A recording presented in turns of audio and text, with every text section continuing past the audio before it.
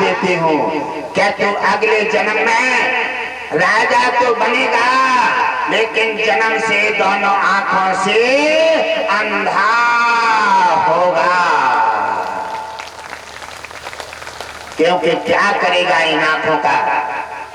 ये आंखें पुण्य और पाप, अच्छाई बुराई का अगर कोई अंतर का निर्णय ना कर पाए तो आंखों का क्या करोगे वजन लाद करके? इसलिए कहा क्या तुझे आंखें का कोई जरूरत नहीं है, क्योंकि तू अच्छा बुरा जानता ही नहीं है, तुझे तो अपना मतलब स्वार्थ है, इसलिए आंखों से अंधा होगा। और इतना ही नहीं, मैंने जो 100 बच्चे मेरे खाए हैं, 100 चिड़िया मेरे मारे हैं, और ये 100 चिड़िया तेरे यहाँ 100 पुत्रों में जन्म लेंगी, 100 पुत्र बनेंगे तेरे और 100 पुत्रों में जन्म लेंगी।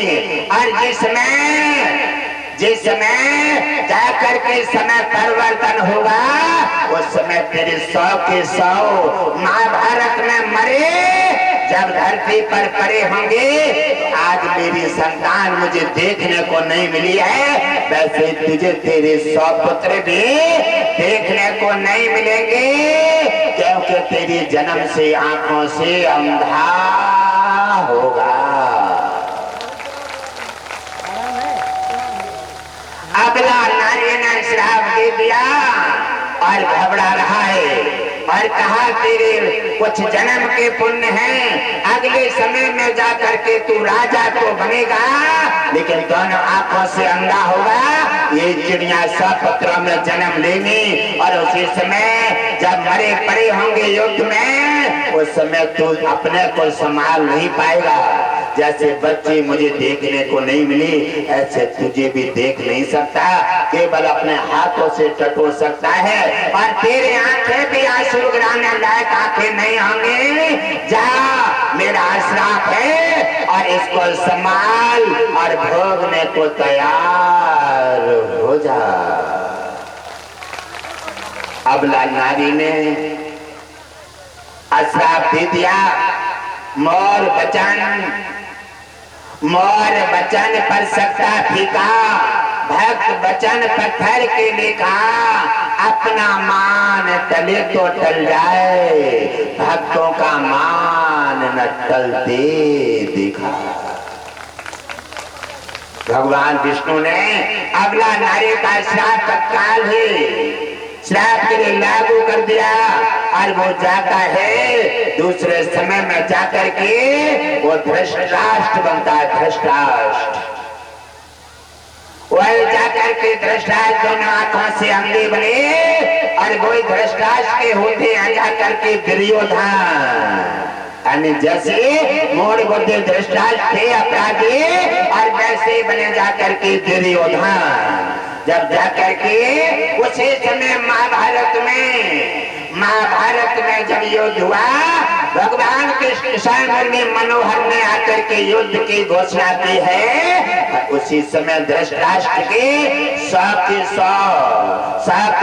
बेटा महाभारत में मरे पड़े हैं। उस समय धृतराष्ट्र के आंसू बहाने के लिए आंखें नहीं है, आंखें नहीं है, रो रहे हैं, लेकिन आंसू निकलने के लिए आंखें नहीं है। उन्हें भुगतान करना पड़ा और 100 के 100 उनके महाभारत में मरे। और उसी समय धृतराष्ट्र भी उनके सामने उनका बेटा दुर्योधन भी समाप्तिकरण हुआ।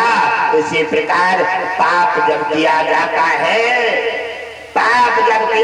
है और पाप का पौधा लगाया जाता है तो पाप का ही पेड़ खड़ा हो जाता है और धर्म किया जाता है, दान किए जाते हैं, सत्संग किए जाते हैं और देखा भंडारे लुटाए जाते हैं।